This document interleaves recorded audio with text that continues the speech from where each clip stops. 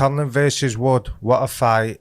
The dust is settled, but for me, there's only one man who should be world champion, and that's Michael Conlan. I think Wood got away with one, to be honest with you.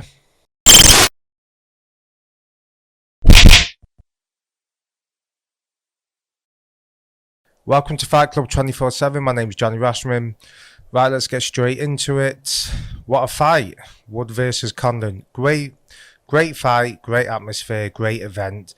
But for me, I don't know what people were watching. I thought Michael Conlan put on an absolute masterclass. Stunning performance, mixed it up, stood and traded with a bigger man, and completely outboxed him at times. I'm looking at a lot of comments on social media and everyone saying that Conlan faded late on.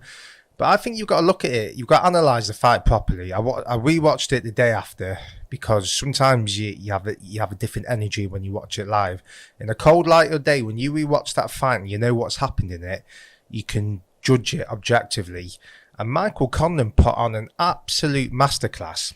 The first thing is, I think the knockdown actually negatively impacted him later on in the fight. If you look at that knockdown, that was very heavy, right? First of all, it was at the end of the round. And I'm telling you now, if that was 2 minutes before, he wouldn't have made it through, Lee Wood. He was absolutely gone on his feet. When he got up, he was stumbled. And he was very lucky that it was the end of the round. You can go back to the corner because he was finished. And I think after that, Conlan knew he was hurt and he went for broke. He went to stop him. He threw the kitchen sink at him, threw every shot you can imagine. He was throwing 20, 30 punch combinations to try and get him out of there. And this was going on for 3 rounds. And looking back, hindsight's a good thing.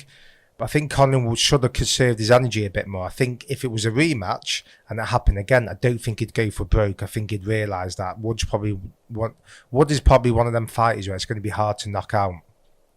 And I think he went for broke, drained all his energy, and people don't I don't understand what people are watching. For me, he was absolutely dominating Lee Wood. I've never seen a fighter get hit so many times with a left shot in my life. He was just catching him. It was like a looping left hand. It was a mixture between a left hook and a overhand left. It was sort of in the middle, and he was finding it 3-4 times around comfortably. I've never seen anyone get hit repeatedly with so many left hands. I mean, it was just constant. It was a money shot for Conlan, and he was nailing it at every opportunity. And you could see the class in him.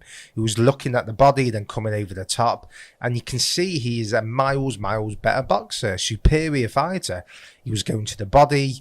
He was mixing it up, Conlan, and I thought, I'm looking at this fight at round 6, and the last thing I'm thinking is that Conlan's going to go through the ropes in the last round and lose the fight. I'm thinking it's a comfortable victory from now on.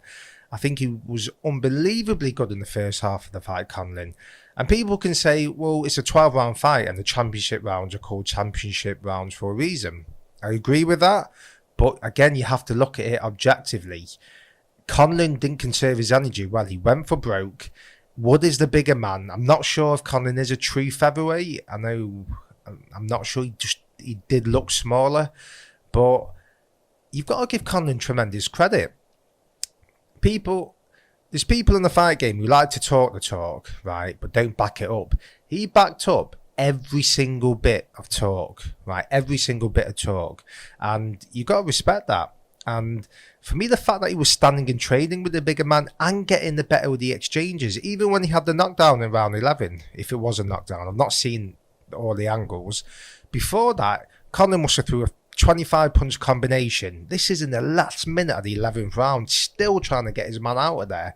And then literally seconds after that, he got caught with that shot. For me, hindsight's a good thing. But if you're looking at that fight, I think Conlan lost that fight. I didn't think Wood won it. As much as a great comeback as it was, and it was an unbelievable comeback, and Lee Wood's a solid man. Got ridiculously long arms, like an octopus. Those arms, so long. It's hard to gauge when someone's got long arms like that. You don't know where the shots are coming from sometimes. But Conlan just dominated him for me. I mean, if you watch that fight back again, you'll understand what I'm saying. I mean, look at the variety, the body shots from Conlan, the uppercuts. He threw every shot in the book, showed his class, and never looked hurt. If we're looking at who was hurt in the fight, Lee Wood was repeatedly hurt. Conlan wasn't. The only time Conlan was hurt for me was in the 12th round.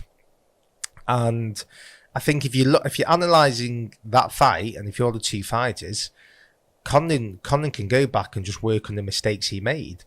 I think Lee Wood, I don't know how Lee Wood gets any better. I don't think that was a good performance. As I say, you've got to take away the comeback in the energy of the crowd and just look at the fight. Yes, it was an unbelievable comeback from Lee Wood, but I thought it wasn't a good performance from him. He was getting caught a lot, no head movement. He was really struggling with Conlan. He was getting completely dominated at times, outclassed. It looked like he didn't really have an idea. In the second half of the fight, he was getting success, but I think it was a great performance. If I'm looking at that, I'm thinking Michael Conlan's a world champion here. He's a guy who can compete with the top level fighters in the world. I don't think I get that from Lee Wood. I know there's a lot of hype about him now, but I've got to be completely honest. As much as I respect him, I'm not looking at him and thinking he's going to be a world champion in 2 fights' time. I think he's on borrowed time. And I think if there is a rematch, I think Michael Conlan dominates him. I really do. Because, as I say, if you strip it right back after the knockdown and he went for broke, I think he wouldn't do that in a rematch. I think he'd conserve his energy more. I don't think he'd stand and trade as much. I think the reason he did stand in trade was he would have known he's not going to get the result in Nottingham. He would have known that, and I think Adam B would have told him that you can't just box on the out foot. At some stages, you're going to have to mix it with this fella, and that's what he was doing. I think he was doing it a bit too much. I think he could have made it a little bit easier for him, but you've got to respect him for that. I mean, he stood and traded, bit down on the gum shield, and let everything go. Never took a backward step. I mean, I think it was an unbelievable performance from Michael Conlan, I really do. And I don't understand how he's not a world champion. I really don't. I think everything was in place for him to become world champion. The performance was unbelievable. It was just mistakes that cost him. And when you look at that, there were mistakes from Conlan. Like I said, standing and trading. Shouldn't have stood and traded as much. Conserving the energy was the big one. I think that's the big factor he'll take away from that. Because he was getting tied up, and his lactic acid was draining, his energy was being sapped, and he was playing that game. And even though he was having the better of the exchanges, if you look at the inside work, Conlan wasn't getting bullied. He was winning those exchanges, but it was sapping his energy every time Wood was leaning on him, breathing on him. And I think in the rematch, as I mentioned before, if he did get an early knockdown, I don't think he'd go for broke again. I don't. I think he'd conserve the energy. I think if it's there, the knockout, will go for it, but I don't think he'd rush. He'd put everything into it. Because if you look at those 3 rounds, he put absolutely everything into trying to get him out of that ring. Everything, through every shot on the book. Didn't stop throwing punches. And I think that was the issue later on in the stretch, because obviously Wood's the kind of guy that's going to be hard to knock out. And for me, I think Conlan lost the fight. I really do. I'm not sitting here thinking Lee Wood put on a great performance and what a world champion he is. No. I'm thinking it was a great comeback, right? Unbelievable comeback. But I think it was more a case of Conlan losing that fight, because he's the elite fighter there. Make no mistake about that. I mean, you could see the class of him. The class really showed on the night, and he was dominating him in the first half of the fight. And was it a fight of 2 halves? Yes and no, because I wouldn't say Wood absolutely dominated him in the later stage of the fight. He was having success, but he wasn't dominating him. I mean, every time Wood would have success, Conlan would come back. He was always coming back. So I think people needed to detach the feelings and look at the fight objectively, which I've done. And I still don't know how Conlan lost that fight. I think he should be world champion for me. People are saying it's one of the greatest fights I've ever seen. It's not. It's not. Take away that. It's not one of the greatest fights you've ever seen at all. It was a great fight. It wasn't one of the greatest fights I've ever seen. But I'm sitting here today thinking, I don't know how Michael Conlan's a world champion. And people will be thinking Conlan needs to rebound. He might have lost confidence, but I don't think he has. I think he'll wake up today thinking, you know what? I lost that fight. I didn't lose it because the guy was stronger or he was better or he had more ability. I lost it because I made mistakes. I didn't conserve my energy as much as I should have. I was standing and training too much. And those are things that you can easily rectify. Lee Wood comes into the rematch. How's he going to get any better? I think he's the type of guy who's absolutely drained every bit of work ethic, dedication, ability, and he's drained that out of him, right? So I don't think he's going to get any better. He might prove me wrong. Maybe he'll turn into a world level fighter. I don't know. It sounds a bit harsh, this, but I'm looking at him and I'm thinking, maybe I'm being a bit harsh, but I'm thinking, are you going to be a fighter in three? Are you going to be a world champion in 3 or 4 fights' time? And I don't think he is. I think he's on borrowed time as a world champion. I'm happy to be proven wrong, but is he the new Cole Froch? I don't think so. I really don't think so. I think if the rematch happened, I think Conlan wins that fight easily. I really do. I think he doesn't trade as much, and I think he wins it on the back foot. But you've got to give credit to Conlan for backing up all his talk, because he could have gone out there and just kept it at distance and not engaged, and he didn't. He bit down on a gum shield and went toe to toe, and which in the end, which is probably his downfall. But look at that fight again, and the class from Conlan was easy to see. And fair play to Lee Wood, but for me, Michael Conlan is a superior boxer, and if that fight happens again, I'd bet my money on Michael Conlan to win. Right, Sandy Ryan. Now, hindsight's a good thing, and I'm not being an after-timer here, and I'll show you this. As soon as Eddie Hearn mentioned a few months ago that she's going to be ready for a world title fight in 3 or 4 fights, I put a post up, a thread on social media. You can see here.